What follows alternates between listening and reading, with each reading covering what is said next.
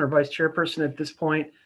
So we'd be looking for somebody to nominate somebody to be a temporary chairperson just to get the meeting going.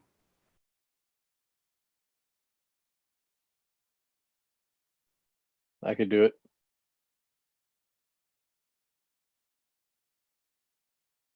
Is that good enough, Grant? It sure is. All right.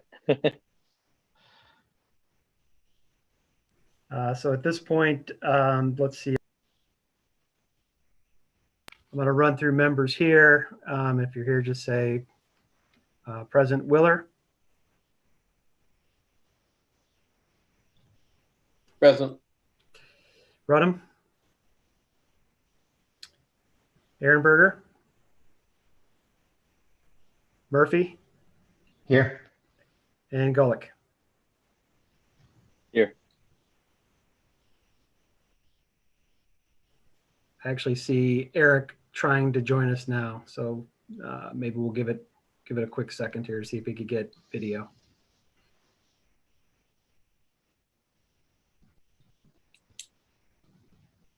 I wanted to let you guys know one thing that might help you out with Zoom and stuff if you don't know.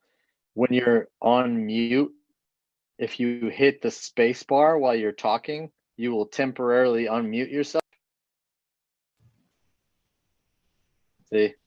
So try that out in the future. It's a nice little tool. So.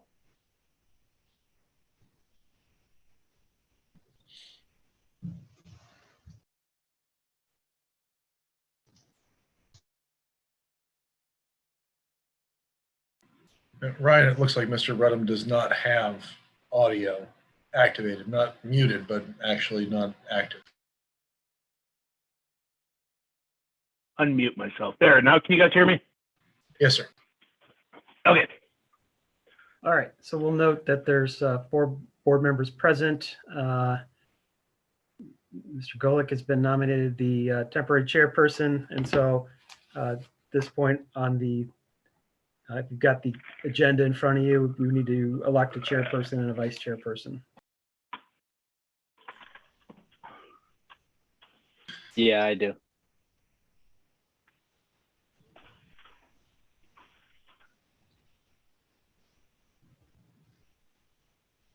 Ryan, what was that? What did you? I missed that. You cut out on my end here. So Mr. Gulick, as the temporary chairperson, needs to read into the record election of chairperson, and then you guys need to nominate a permanent chairperson that'll serve for basically 1 year, and then we'll do the same for the vice chair. Gotcha. Okay.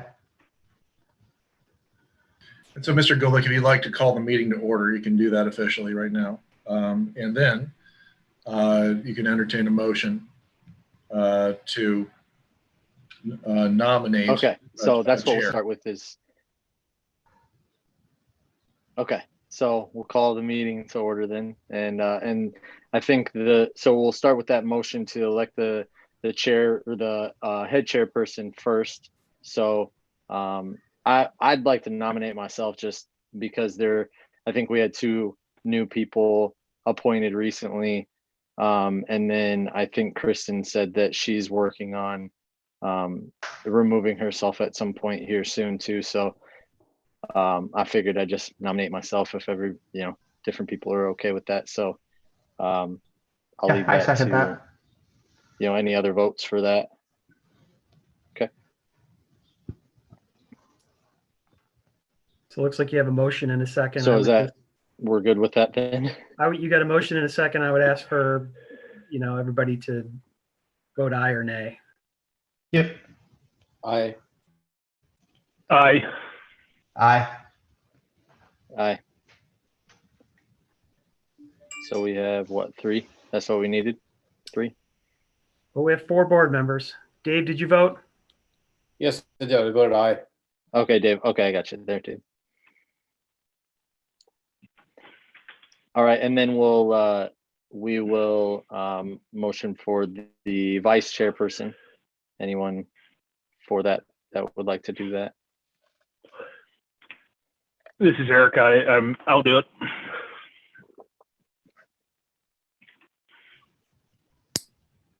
Awesome. I second that. Oh, okay, that was Eric. Okay, perfect. I got you now. Got some video there. I'll second it. So we'll go to vote then.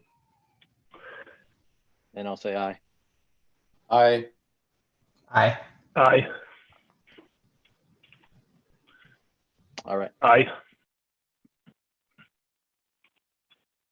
perfect.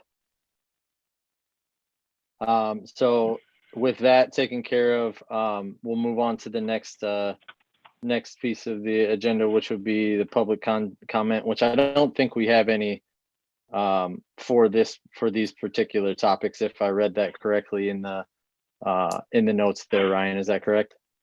There, at least from anybody I couldn't see on here, but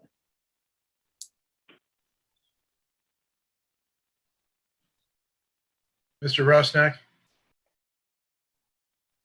yep, okay. He's So I muted. guess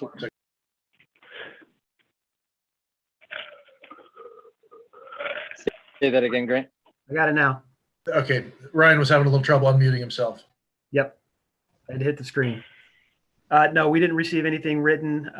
We advertised in the newspaper and posted online, so we haven't received anything written to present. Okay, that sounds good. So we'll move on to the variance request then. And I guess we'll start with staff presentation on that. So I will, is that Ryan, are you the one who's going to be presenting that today?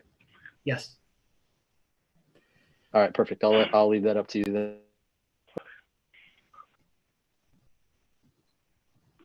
Okay, so the Chipmans submitted a variance request, and I'm going to share my screen.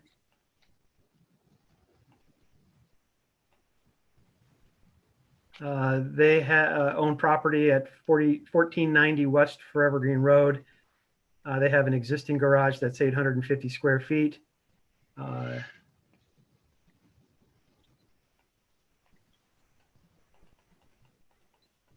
There's an aerial photograph, shows the garage towards the back. And this is a rendering provided by the Chipmans. Existing 850 square foot maximum, that's the code limitation. And so they are seeking a variance to go up to 420 square feet over the maximum. In their diagram, they showed 12 by 35, which is preferred, 10 by 35, which would be minimum, I guess, for their needs. When we talk about approval standards for variances, and I provided this in the staff report, in order for a variance to be granted, the board has to make affirmative findings for criteria 1 through 7, section 166, 6D of the Code of Ordinances of the City of North Liberty. As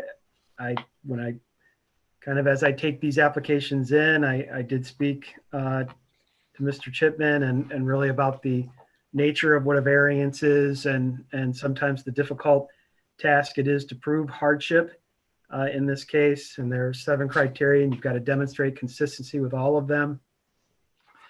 Just when city staff analyzed the report, staff's opinion that it did not meet 3 of the criteria, 1 being unique circumstances.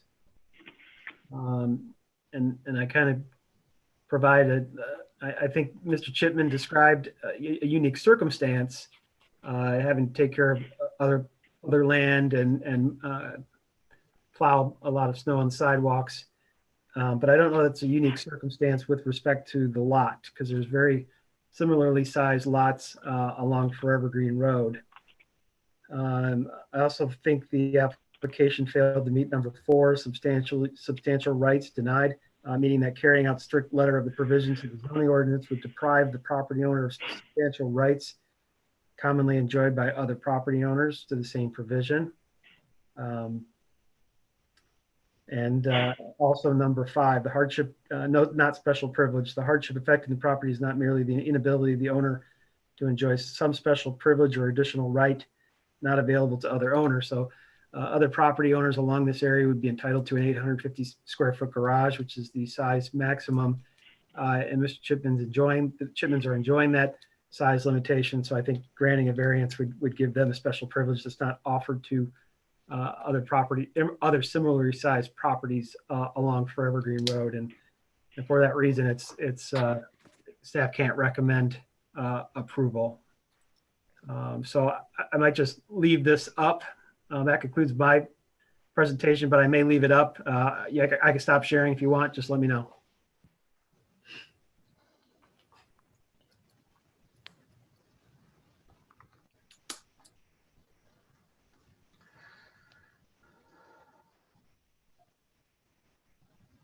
Okay, so that's staff presentation at this point. We'll allow the applicants, Colleen and is it Arthur or Art? Go ahead and present their side of the situation.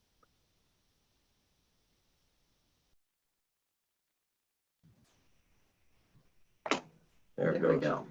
There we go.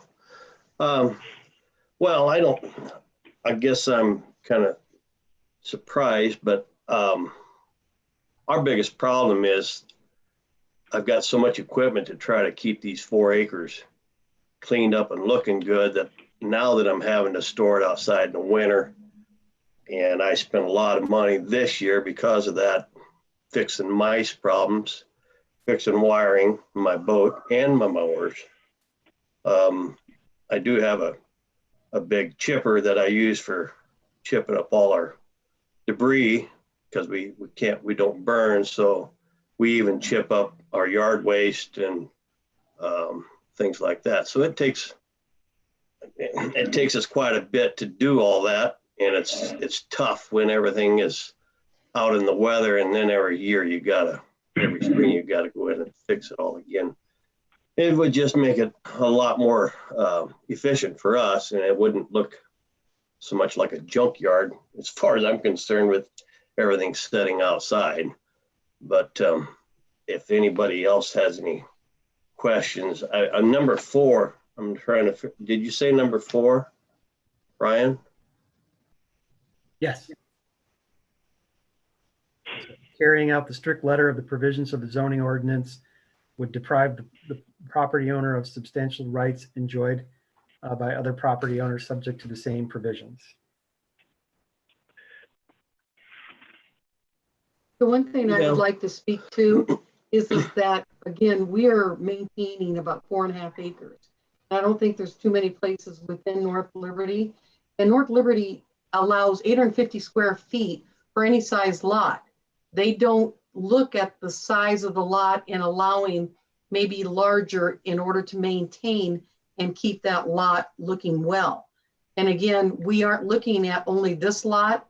And I understand that's what you have to do. But what I want to bring in as the human factor is that we are trying to maintain about 3.5, 4 acres. So that is a lot larger and does require more equipment in order to maintain it. So therefore, we are kind of being denied the rights of as a larger property owner within the city of North Liberty. And so, yeah, we really don't, I don't think we even have the option of putting another shed on one of the other properties, for that equipment to maintain it. And another thing that was really important is that when Forever Green made their improvements, we have 450 square feet, our feet of sidewalk that we have to maintain now that we didn't have before. I had to buy a plow, which is a hardship. The reason we take care of the other the 1.5 acres is we aren't here in the winter, so my son-in-law takes care of all our place during the winter, and we've got to keep these plows in the heated garage or they just won't start. So that was my concern. We had to take everything out of the garage that we kept in there before, just put our plows in and our snow removal equipment. Other than that, I guess that's, unless somebody has a question, I think that's all we have.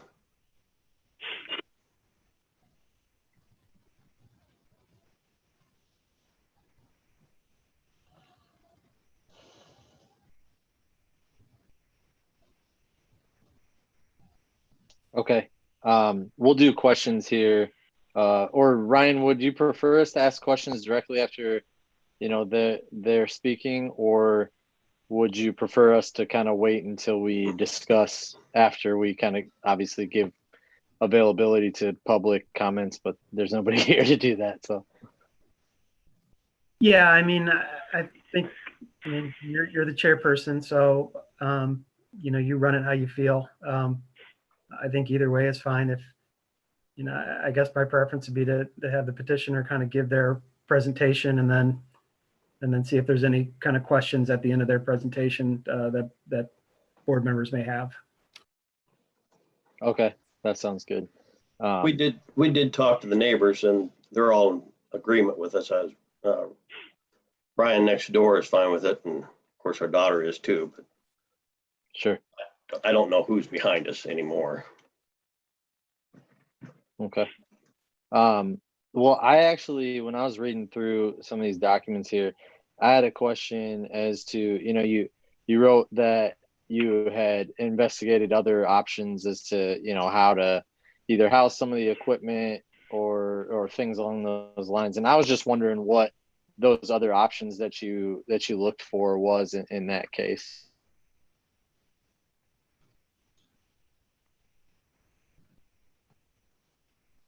There we go. Yeah. Mainly it was renting storage units, and that was just so pricey. And then the problem is, then we had to, if we needed the equipment right away, then we had to go and get it up at the storage unit, which is 2 miles up the road. We just didn't really have another option that was viable as far as cost-wise, as far as we were concerned. Considering we've got plenty of property here to add on to it, it made more sense to do that than it did to pay somebody to store something. Sure. Have you priced out what the cost would be to add on to the backside of that garage at all? I have not priced this out. I hadn't even got that far. Figured I better see if I even can first. Yeah, that's fair. That's fair.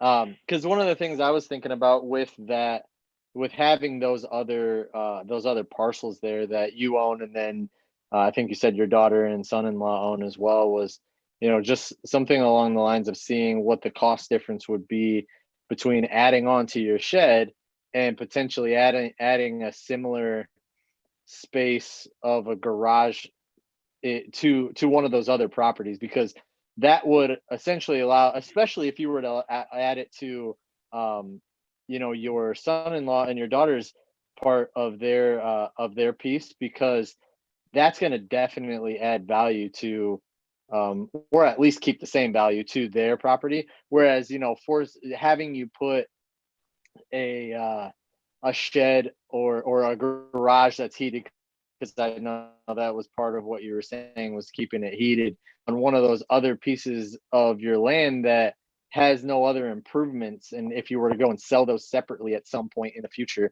having that garage on there may not be exactly what somebody would want. So I understand that aspect of it, but that's the only thing I was thinking about in terms of trying to kind of find a solution to it. Yeah, would be, figuring that out. We talked about that too. The problem is we can't just put a garage on our other 2 lots because they're separate lots. So it would have to be a dwelling. And we talked about doing it. We talked about doing it over in our daughter's, but then our price would be 2 to 3 times as much as it would be to add on to this, just for the simple factor of the size. Sure. Plus then you would concrete the floor, where here I'm just going to make it so I can keep the mice out. I'm just going to run a concrete footing around and then doors on it. And I'm not planning on heating this at all. Okay. Mr. Gulick, can I interject real quick? Of course. Just wanted to, I know we have some new folks here, and so just wanted to reiterate that our code says, when we're talking about a variance in the code, that the Board of Adjustment really needs to focus on the 7 criteria in the code and make an affirmative finding on each of the 7 elements. in that code. And so it might be useful once we're at the decision-making process to go down and confer with each other about each of the elements. Not saying you can't discuss and ask questions for alternative problem solution, finding solutions. Just wanted to set the framework for what the code provides. Sure, I appreciate that, and I think that's part of it too. Was just if there's ways that if there is a way to circumvent some of this at the beginning, that's kind of one of the things that I was thinking about as I was reading through a lot of this and just trying to, like you said, kind of problem solve before we hit whether or not this is going to follow in line with how the code reads and is interpreted. So does anybody else have any questions for them at all? I do not. Nope, I don't. Not right now. Dave, it looks like you wanted to ask a question. You're still on mute, Dave. Sorry. Yep, you're still on mute. Am I better now? Yep, now you're. Okay. All right, thanks. On the sketch provided, it says there are two options for sizes of the addition. One is 10 by 35 and one is 12 by 35. And then there's a 12-foot setback shown in the back. Is that for the extreme 12-foot wide addition? So we'd have 12 feet, you'd have 12 feet left between your shed and the property line? Truly, I think it's 8 feet. Okay. My preferred size was 12 by 35. The reason I was thinking that is I could get rid of the utility shed I got and get that off the property and clean things up. That was my purpose for going 12 by 35 versus the 10 by 35. That's the utility shed that's to the west, I believe. Yeah, it's just on the west side of the building. Yeah. Okay. Yeah. All right. And Mr. Rusnick, what is the setback on the back property line? Do you know? I'm working on that right now, but it's fairly minimal. Okay. I think 4 feet, I think. Oh, okay. Thank you. That's the only question I had.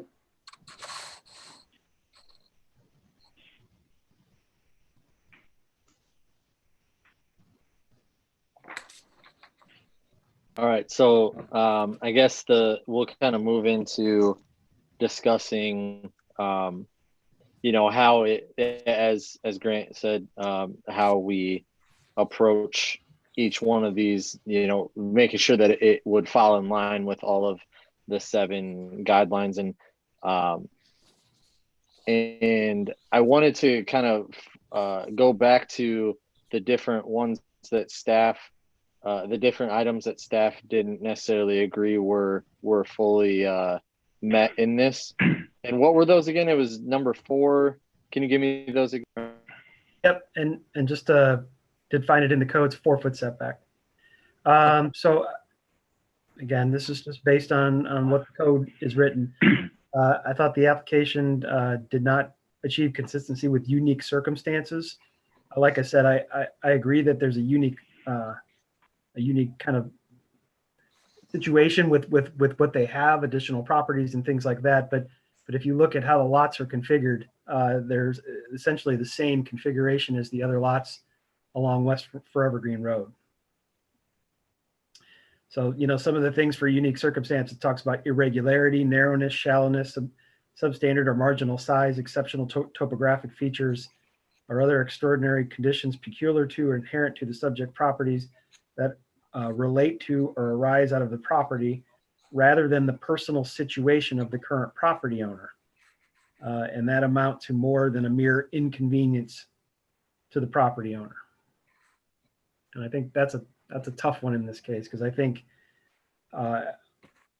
I think there's a personal situation there, but I don't necessarily think the property is uniquely configured. It is certainly large. I think perhaps an argument could, and I don't disagree with Mrs. Chipman saying that smaller lots in the city of North Liberty have the same regulation with respect to the size of a detached garage than larger lots. But unfortunately, that's what the code is, and that's how it's written. If you wanted to change that at some point, we'd have to petition the city council and get them to amend it to allow a larger garage or something like that, and based on a larger lot size. Yeah, I say like, I guess we keep saying 4 acres here, but the lot in question really is an acre, essentially, right? So I don't really feel like it's a unique circumstance. I mean, there's other 1 acre lots in North Liberty. At 4 acre lots, yeah, I mean, you'd be hard pressed to find that. But 1 acre lots, I mean, they're around. So I feel like, yeah, I agree. I guess number one, I don't feel like it meets that at all. I don't know how everybody else feels, but I agree with that as well. I mean, these lots are basically rectangular in size. They're all pure, pretty much flat and level, and there's nothing that's different about this lot than you know, a couple lots either way to the side. So I agree. I do not believe there's a unique circumstance.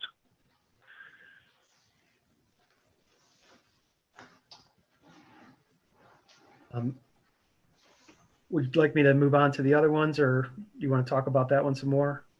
No, I think that's fine. And as you read it, and as we kind of discussed it, and Lance and Eric spoke to it as well, I think that first one, the unique circumstance, is probably the most difficult one because, you know, I don't think any of us disagree that the fact that you have more need for equipment over anyone else with the type of situation that you have is necessary.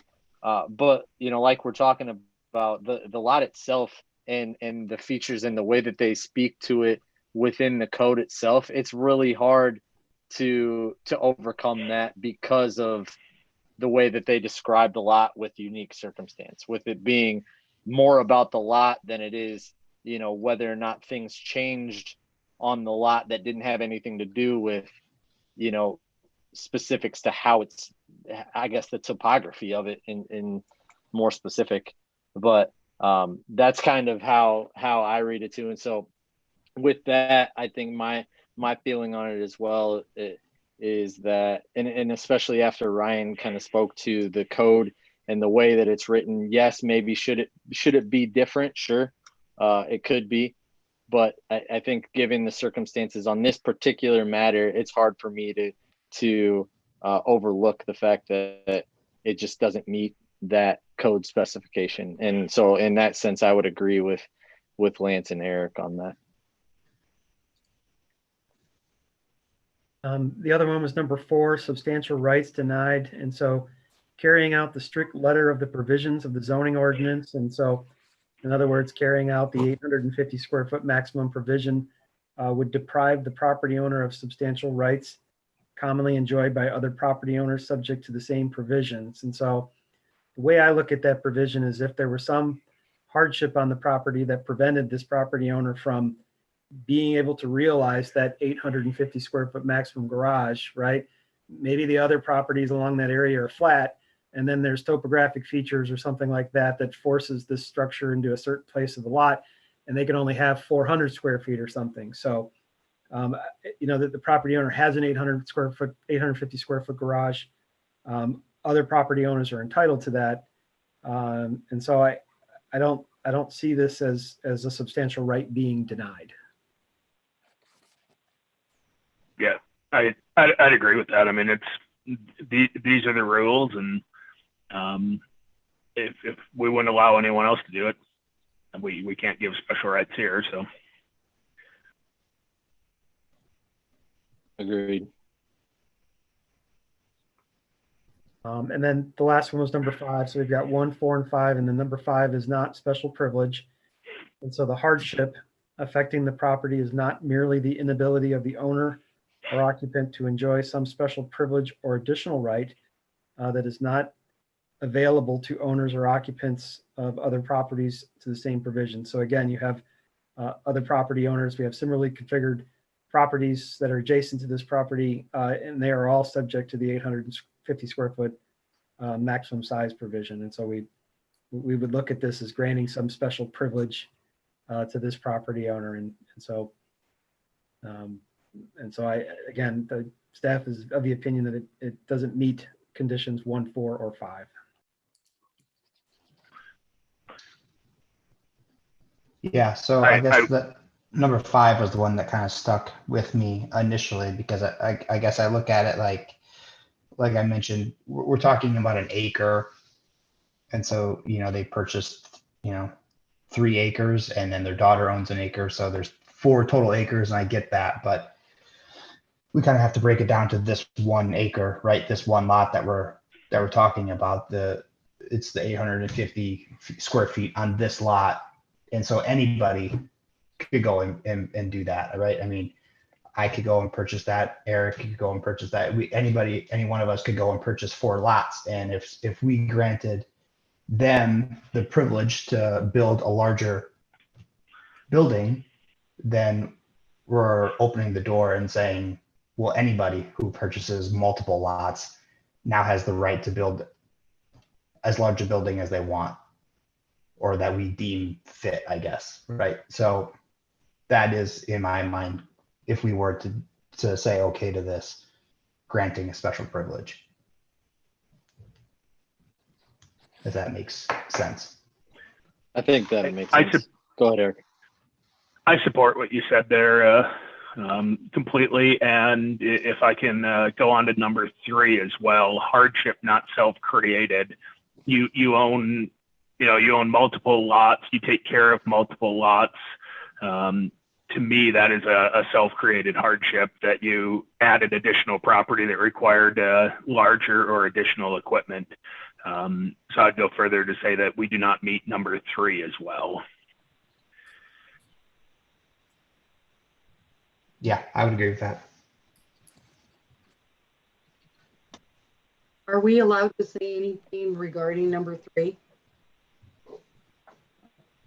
That the city, okay, the city did create a hardship for us by the improvements on Forever Green Road and creating sidewalks for 450 or feet of extra sidewalk, and that is a hardship, because that's kind of what brought this all on, is that we have enough equipment that we need to clean it and keep the snow off of it. That equipment is we don't have room in our shop to put it all in, and so yes, that is a hardship created by the city.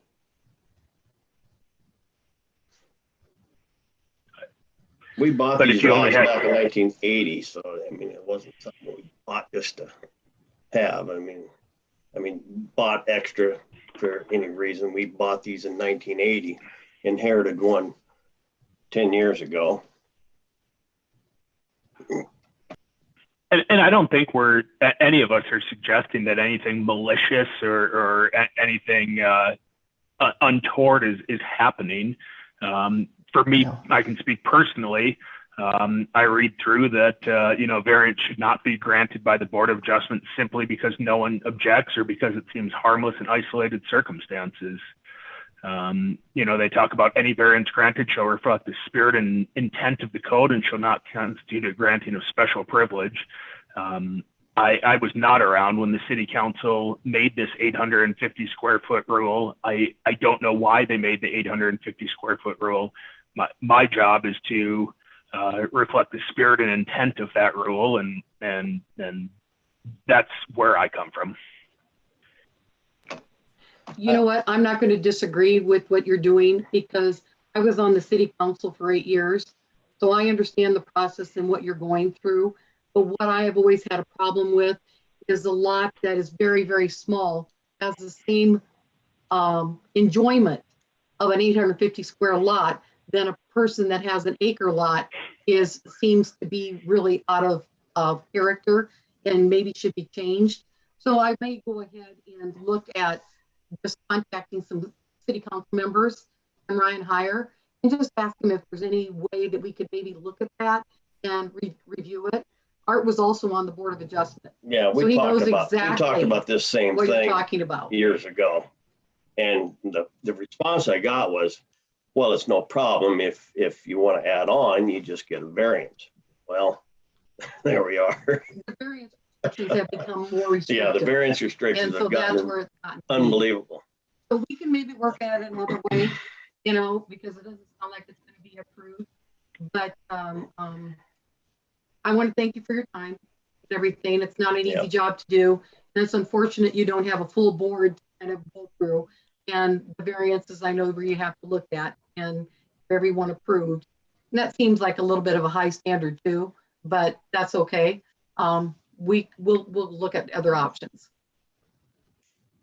And I'm happy to kind of talk you through those as well. So don't feel like you couldn't reach out to me either about what adjustments, at least options for adjustments to the zoning ordinance that could be made to, you know, fulfill your need. I have some ideas that we can talk about. Okay, that sounds good. We'll get a hold of you later then, Ryan. Thank you. If we can make a motion, I would motion to table this, as I understand that the applicant wishes to not proceed with the vote. So I would motion to table. I would second that.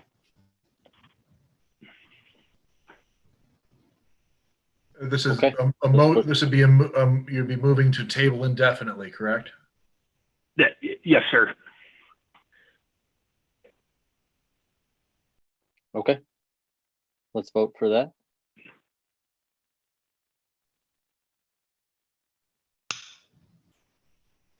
Are we all comfortable with that? Aye. All right. Aye. So Aye. you want me to do a roll Aye. call, Grant? Okay, okay, that's what I was waiting for, sorry. Please roll call vote, yeah. Okay. Rodham, Aye. Murphy, Aye. Willer, Aye. and Golick. Aye.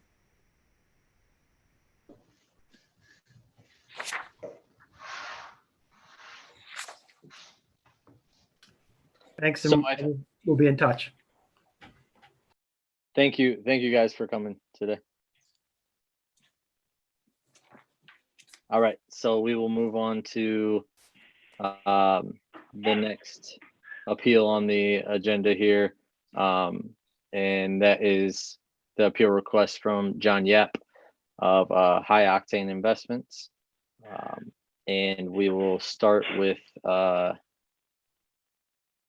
we're talking about the building design being visually harmonious and compatible with the neighborhood character, and from what I looked at when I drove by, and I've driven by a number of times, but the change of the exterior from that brick look to an all white building is what I believe we're talking about here.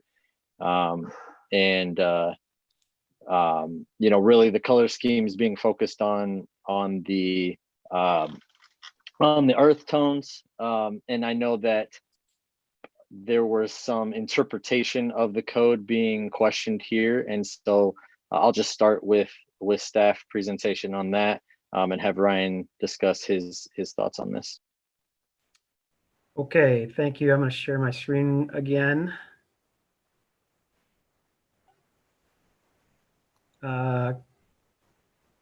Gives you an idea where the property location is, right across the street from City Hall. Here is a picture at the top of what the painted building looks like. I took that in June. Below is a Google Street Map of what the building previously looked like. And Street Map was dated November 2019, and that's what I remember the building looked like when I first came to the city in January. So basically what's going on here is sort of a government check and balance, if you will, that I don't have the almighty power just to say, I think things are like this and you can't do anything about it.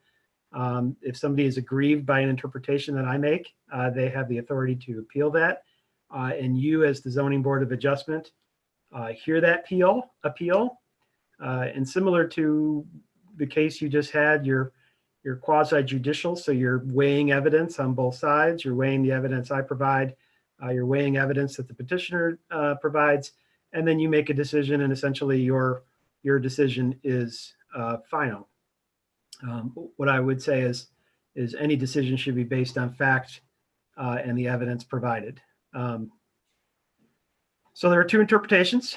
One is that the color of the development is required to be visually harmonious and compatible with the neighborhood, and the building is required to be earth tones or other compatible colors. I'll let the petitioner, after my presentation, go through some of his arguments, but I think it's pretty evident to see the color palette that has been used throughout the city of North Liberty, and the earth tones, particularly along the Ranshaw Way corridor. There's lots of browns, there's reds, there's grays. I think the applicant indicated that there are buildings that are white. I wasn't quite sure the exact address of some of them, but some of the buildings that were pointed out were older and predated this code requirement. But I have noticed, and I provided a picture of Christine Grant Elementary. It looks like a white color or a non-earth tone color has been used in certain circumstances as an accent. In this case, here's Christine Grant, and its primary colors are gray and tan with a little bit of white. I'd also emphasize, and this is the streetscape that's in front of the gas station. The city's made quite a bit of expense along Ranshaw Way and will continue another phase of that, complementing that earth tone compatible colors and materials in the streetscape. Here's stone, here's brick, that are all what staff is interpreting as an earth tone color.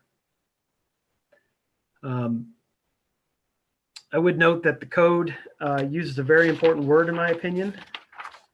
It talks about that color schemes shall be based on earth tones or other compatible colors, right?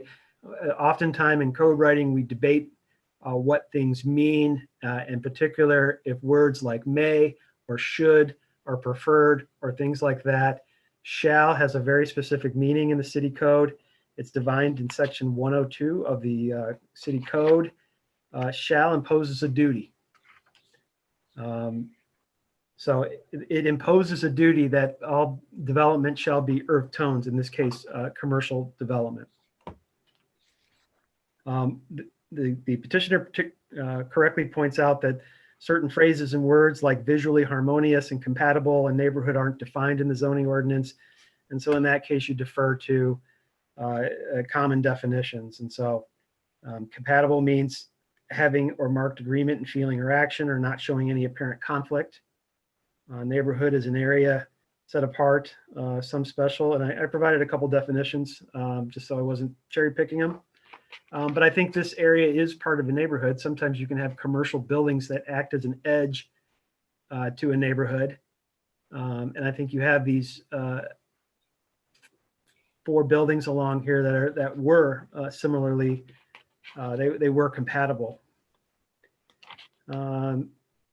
So staff's interpretation is, and again, you see this throughout the built environment in the city, and it's a result of years of city building. Earth tones are of the palette of browns, tans, grays, greens, and reds, and are flat or muted in color. And the argument that an alternative color could be used, certainly if there's an alternative color that's not listed in the ones I just used, it shouldn't be in conflict with those. So there is some flexibility, but it shouldn't be in conflict with those. Let me go down to the second one. The development is not visually harmonious or compatible with neighborhood character, and the white color is not based on earth tones or compatible colors. So here's the adjacent development across the street to the north. It is brick. It has kind of a tan trim. It has a horizontal band or belt across the facade. Here's the building as it previously was. Again, a brick building with a similar color of tan.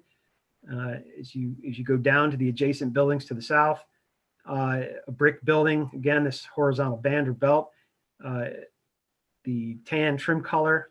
And so you really do get a sense that that these buildings along here have a certain feel and they're compatible with each other. What really struck me is when you take a look at the white building and contrast it with the built environment there, it really strikes me as not being compatible.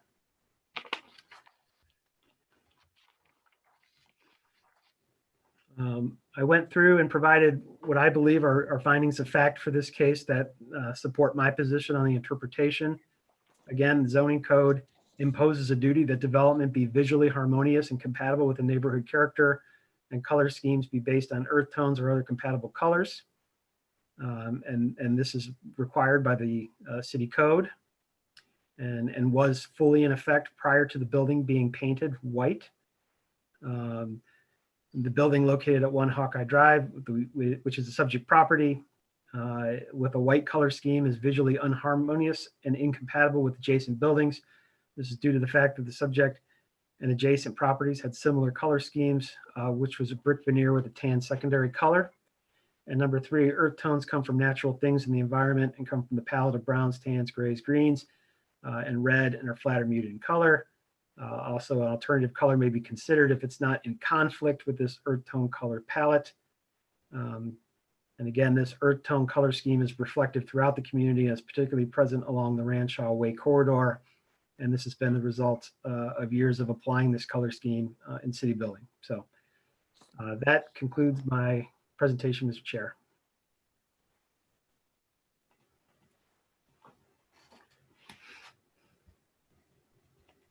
Thank you. And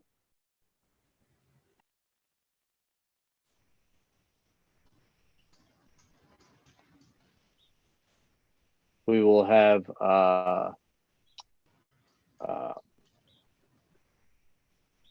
hold on one second.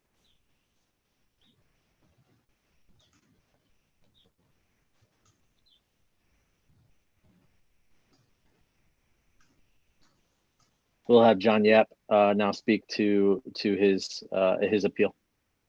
Good evening, and thank you for the opportunity. Did the board receive our application materials with the photographs? Okay. Yes, we did. Okay, thank you.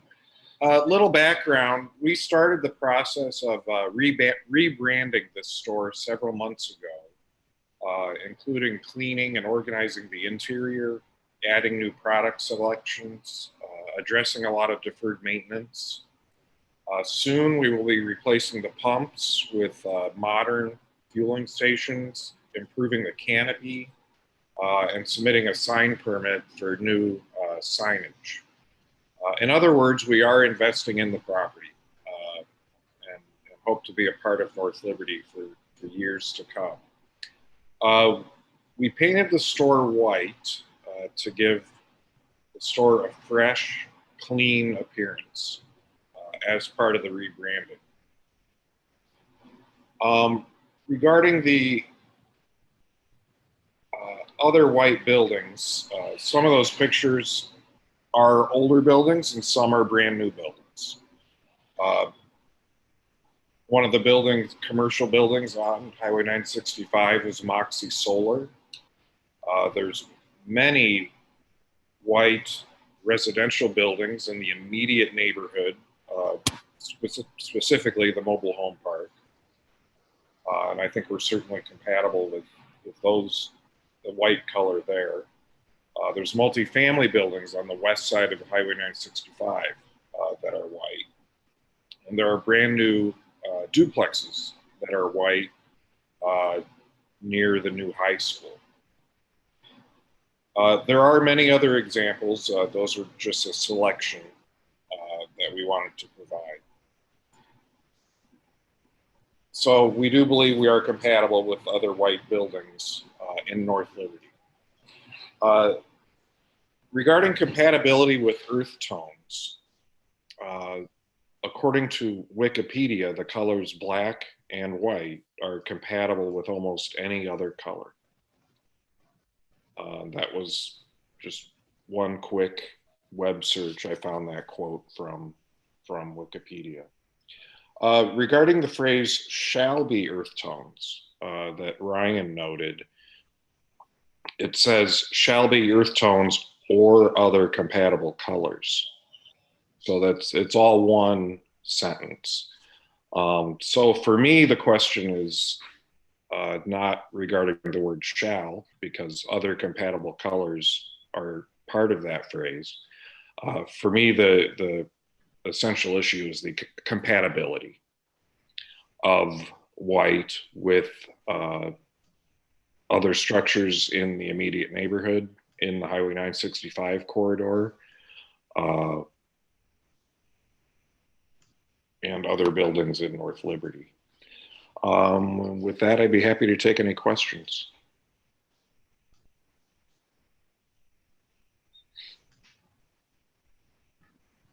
Anyone have any questions off the top?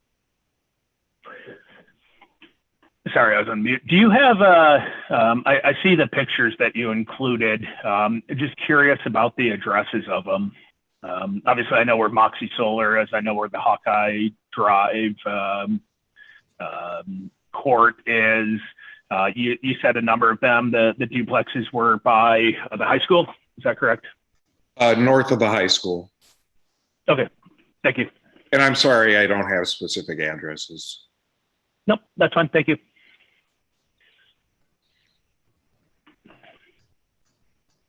One of the questions, I guess it's not one of the questions I have, just kind of coming back to one of the things you said about black and white being compatible with just about any other color. And I think to some extent that is true.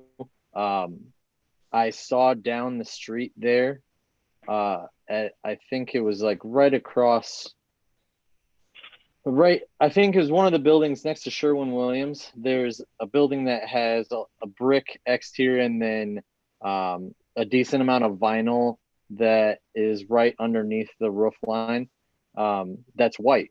And I think one of the things that Ryan alluded to about the accent feature of white absolutely is compatible with many other colors. I think to the extent of what this code is trying to present and portray, and specifically the lines within it being earth tones or other compatible colors. I drove around a little bit today, just kind of thinking about this and considering what is meant to have it kind of also, if you tie it in together with the harmonious, compatibility with the neighborhood.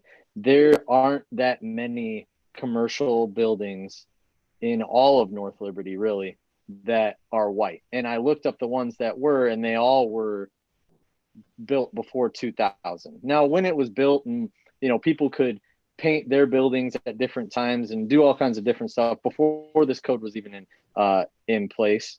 But I think what it comes down to is that when you talk about compatibility and a level of blend, I think to the area, there is a stark difference between having an all white building and a partially white building.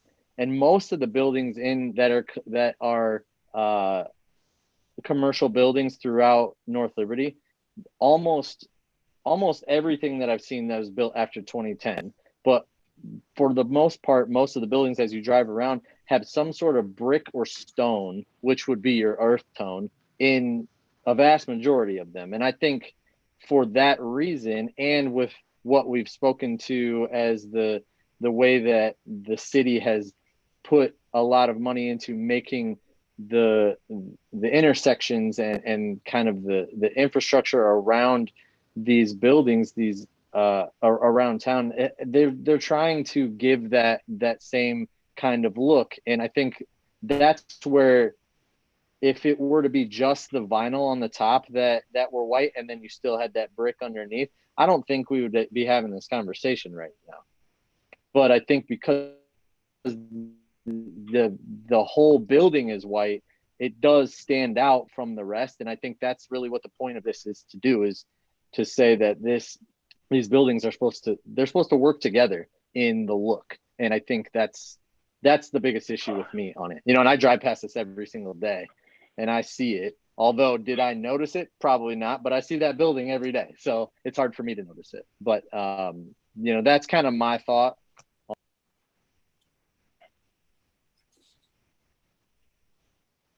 Are you ready to get into more board comments?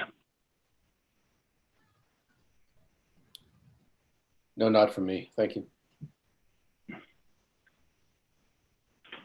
Yeah, I mean, as I drove past this, you must have painted it April, May timeframe. I hadn't driven down 965 for probably a month and a half because I couldn't leave my basement, it seemed like. But as soon as I drove past it, I thought, wow, that's different. And to me, if you look at, compatible and harmonious, you wouldn't say, wow, that's different. And I understand it's a business and grabbing attention may be part of the business. But when, visually harmonious and compatible, you shouldn't say, wow, that looks significantly different than the rest. And I think the white really stands out as looking different. Is white or black compatible with others? It maybe is an accent color. I would not call bright white an earth tone. A white with brown, a beige, a tan, whatever the 400 colors that Sherwin-Williams would sell you, could be an earth tone, but I would not say a bright white would be an earth tone. So I would agree that I don't think that this meets the zoning ordinance.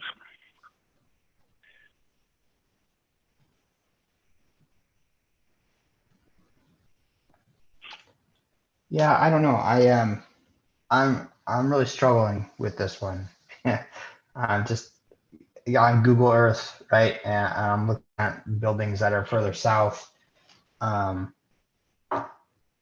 an auto building, there's the carpet building that are all right there, and there are steel buildings that, while probably technically fit into your earth tones, they don't look anything like a lot of those brick buildings that are in the area. So then I guess, I know that this maybe isn't necessarily the topic at hand, but then I'm questioning, is it the color or the fact that maybe it's not brick? Just looking at these other buildings in the area. They have some small amounts of brick or stone on them, but I'm looking at a carpentry, All Seasons Automotive, Premier Automotive. And while those may not be as bright as the all white building in question, some of those, like that blue building, I don't know, to me, as an architect, like I wouldn't call that an earth tone. I wouldn't call that a building that fits in harmoniously to the rest of the environment, personally. So I guess I don't know, but I struggle with it because I get it. I understand the code or the zoning, what they're trying to achieve. And an all white building probably doesn't meet that. And I do struggle with the kind of the dichotomy that you're trying to rebrand the store and, give yourself a presence on the strip there, although it doesn't, it isn't harmonious with the buildings around it. I noticed it probably the day after you painted it for the first time. I thought, well, there's something new, but then that's not following the letter of the code, and so I do have a little bit of terror in my heart thinking about this. I would agree with Dave on that too, because I look at this too and I'm like, you're trying to do something that is trying to change the look and do something for the community in some sense, but also for the business in another sense. And, and as a business owner myself, I understand that completely. I think the difficulty is what we're here to do is enforce a code that, is of interpretation, but when it comes to, as Lance was talking about with some of those other buildings down the way, would I have agreed necessarily that those should have been allowed to, be of a certain color here or there? Maybe not. Do they blend in with everything else? Maybe not. But unfortunately, we're not talking about those. We're talking about this one. and Mhm. and I would say that white over gray, or whether it's a gray or a blue or whatever it may be, the white is just it has a stark contrast. I mean, even in real estate, what many people look for is a stark contrast in homes now, in new construction, and they see white cabinets and they see dark floors, dark brown floors, which would be then an earth tone, and they like that stark contrast. And we talk about contrast all the time, and unfortunately, just the white and the whole building, that's my biggest thing, is the whole building is white. If it were parts of it were white, okay, there's probably a way to get through that. But with the whole building being white, it's just I can't really see past that in trying to stay in line with what we're trying to enforce, which is the code.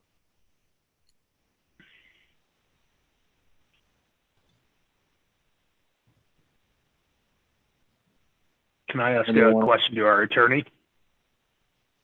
Yes, sir, Mr. Rodden, go right ahead. I assume that a motion when we make one would be either a table supporting the decision of the city planner, or overturning the decision of the city planner. Is that correct?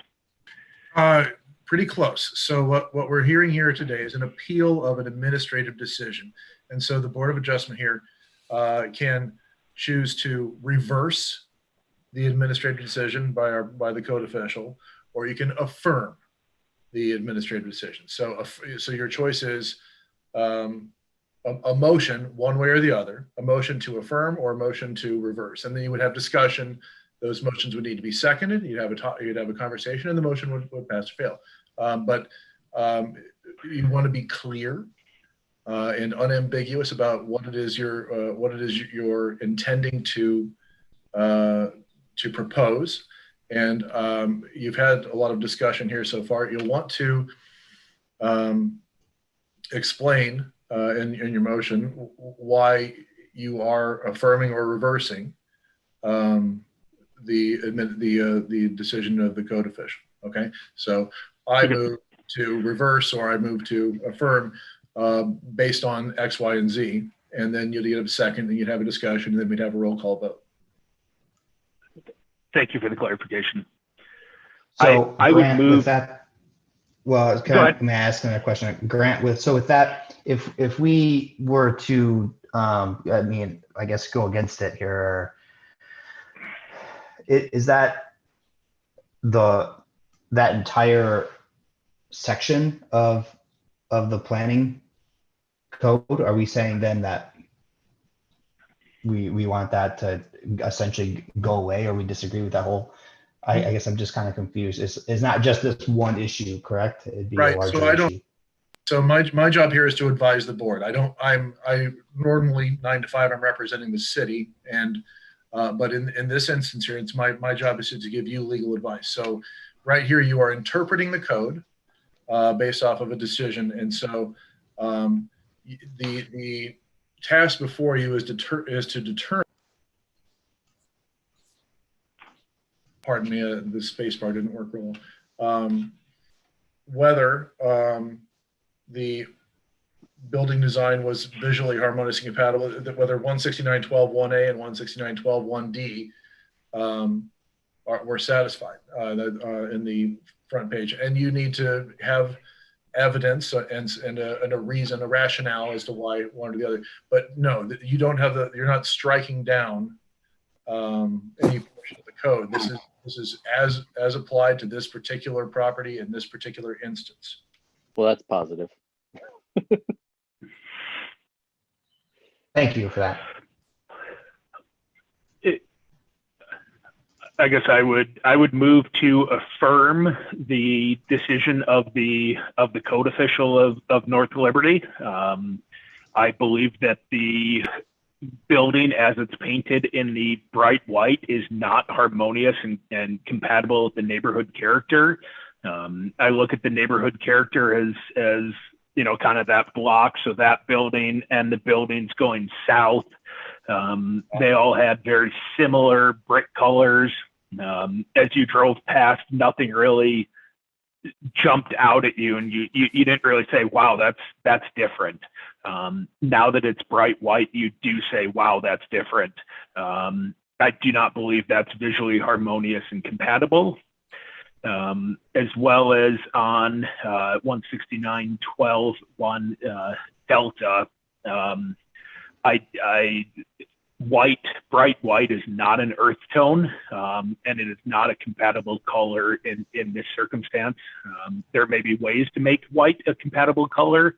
In this circumstance, an entire building being white is not based on earth tones or compatible colors. I'll second that. Okay, moved and seconded then. Yep. Okay, you ready for me to roll call? Yep. Okay. Murphy, Hi. Willer, Aye. Rudham, Aye. Gulick.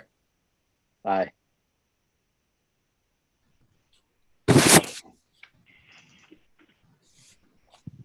Thank you for your time. Thank you, sir. Welcome. Thank you.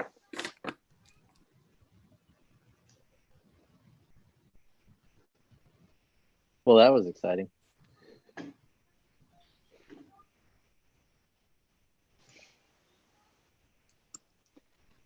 So at this point, you guys have been in contact with our planning director. Will I don't know if we want to have we need to have findings of fact in a written fashion. And so I know we have some new members here, so I wanted to make sure that everyone's on the same page for what needs to happen next. Thank you. That's helpful. Ryan, can you speak to that a little bit about what you're going to do here? Yeah, so in order, I'll provide the chairperson, I'm sorry, with written findings. As I understood the motion, they mirrored or echoed the findings of fact that I provided in the staff report. So I will outline those in a written finding and have the chairperson sign that for the official record. That sounds great. Okay.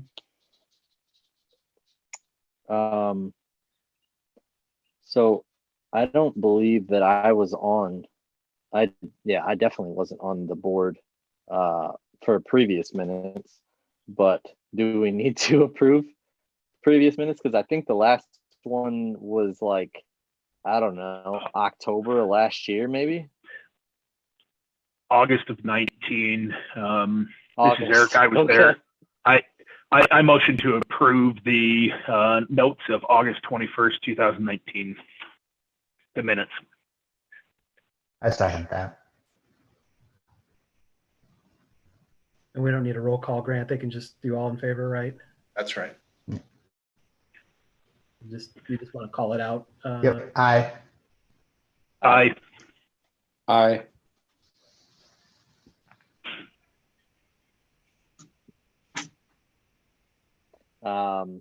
Do we have old business? No. Okay. And we kind of covered everything today. Is there anything else we need to talk about? The only thing I would add is, I know this was a newer case, and this is probably given you guys, and it did for me too, the opportunity to examine this part of the code. I'm pretty open to suggestions if you think that, ideas from you guys of, do we need to strengthen this code section? Do we have ideas for, I always like to say, I mean, not with respect to this, and perhaps the architects in the group could appreciate this. I would just say, just make it look cool. It's a little bit more prescriptive here, but if you think it's falling short in any way and you have some ideas, I'm always open to ideas. So. Yeah, I guess Ryan, I don't know. I agree with the code. I mean, I don't have a problem with it. I didn't know that it was there. So yeah, I think that was really interesting. It was nice to kind of be informed on that. But yeah, when I drove around town, and then just now when I'm going around Google Earth and I'm looking at everything, I think the city's done a pretty good job actually of that. Now that I really take a closer look, I'm everything is in that fashion, so to speak, right? Or in that harmonious, that look.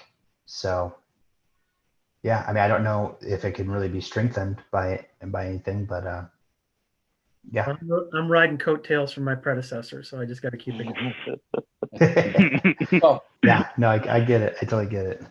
I found that part of the code interesting. I just moved here 4.5 years ago, and the development that we're in just off of Forever Green it looks like it took the city codes and put that into the HOA. And unfortunately, everything looks the same. They took it to another step, actually, even prescribing the colors of the roofs, not just earth tones, but very specific. Well, we're off in 21 years, your covenants. Oh, yeah, that's. I've been trying to push the covenants off, but we have no HOA to speak of in our area. Just save me from 4 foot tall black nylon or vinyl fencing, right? It's everywhere. Yeah, I think exactly. to some extent there's that kind of what I've seen, especially in that kind of requirement that they've done in some of those developments is great. You know, I understand it to some extent, but I also understand it that in a way that it kind of takes away from character of neighborhoods too. And not to say that that's the case as far as the city goes, because I think the city should have some type of semblance of continuity. I think to some extent, and I think they have done a good job of it. I'd also like to see some, I don't know, modernization of that earth tone look in some of the older buildings, but you know that's a lot to ask of some of those landlords or not landlords, but the property owners to put the money into that if they don't need to. But for the most part, I think that after looking at this, I tend to agree with the way that it's written on the side of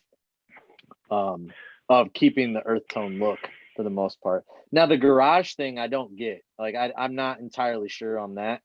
But the earth tones and the look of the city, I'm on board with that. So Yeah, and I tend to think that the primary thought for application, and there are exceptions to this, but right, or to those buildings that are the character defining areas, right, our primary corridors like Ranshaw, Penn, Kansas Avenue, and those kind of primary corridors where it's probably the first time somebody from out of town takes a trip down there, and it really makes an impact. How much time do you spend driving around through little neighborhoods that have a variety of different houses? And so I think the primary push of this design standard has been for commercial, multifamily, mixed use, and those types of things. So yeah, it was a fun exercise for me to kind of research it and figure out when it became mandatory and why we did it and stuff like that. But I would agree. I think it's done its job of giving North Liberty a tremendous amount of character.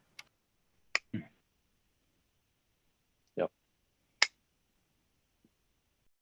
Well, do we then move to adjourn? Yeah. Do we need to actually make a motion, Grant, or can we just adjourn? You can go ahead and adjourn. If there's nothing else on the agenda, you can, the chair can declare the meeting adjourned. Okay.